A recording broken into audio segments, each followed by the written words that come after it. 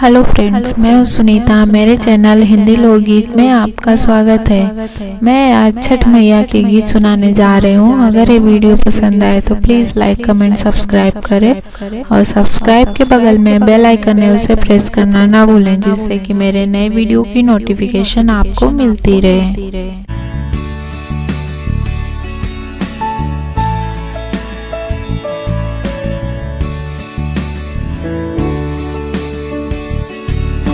बक्सर के पकीरे सड़किया उजड़ा छाने ले दुकान, उजड़ा छाने ले दुकान। बक्सर के पकीरे सड़किया उजड़ा छाने ले दुकान, उजड़ा छाने ले दुकान। गोड़ावा चढ़ल आवेगी अनुदेव मोलस कलशुप के दाम, मोलस कलशुप के दाम। देई देहु जोड़े कलशुपवा करब छठ त्योहार, करब छठ त्योहार।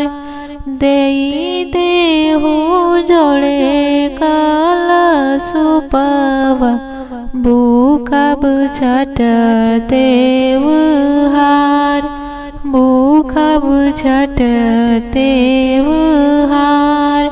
आरा के पकीरे सड़किया उजड़ा छाने ले दुकान, उजड़ा छाने ले दुकान।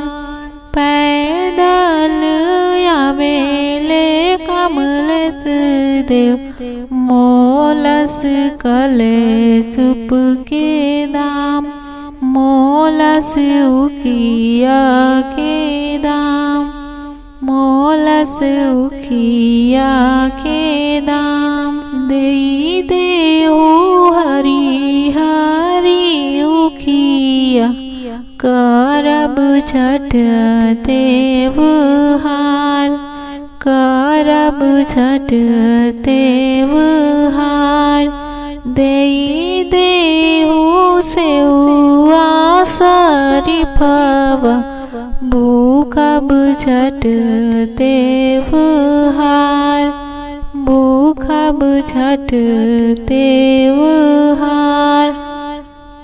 बनारस के पकीरे सड़किया उजड़ा छाने ले दुकान, उजड़ा छाने ले दुकान। बनारस के पकीरे सड़किया उजड़ा छाने ले दुकान, उजड़ा छाने ले दुकान। गाड़ी चढ़ी आवेले नीलेश देव मोलस नींबुआ के दाम, मोलस नींबुआ के दाम। देई देहु जोड़े जोड़े नींबुआ करब छठ त्योहार, करब छठ त्योहार। देई देहु जोड़े जोड़े नींबुआ भूखब छठ त्योहार, भूखब छठ त्योहार। हाजीपुर के पकीरे सड़किया उजड़ा छाने ले दुकान, उजड़ा छाने ले दुकान। गाड़ी चढ़ी आवेले भानुय देव, मोलस के रवा के दाम, मोलस के रवा के दाम। देई देहु केरा के घवधिया, करब छठ त्योहार, करब छठ त्योहार।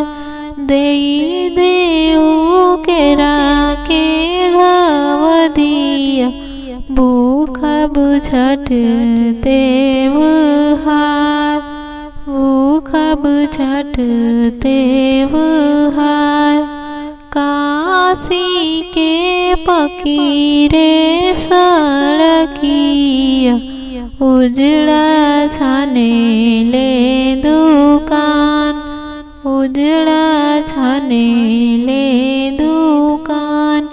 घरवा से आवेले कवन देव, मोलस नरियल के दाम, मोलस नरियल के दाम। देई देहु जोड़े नारियलवा, करब छठ त्योहार, करब छठ त्योहार। देई देहु जोड़े नारियलवा, भूखब छठ त्योहार, भूखब छठ त्योहार।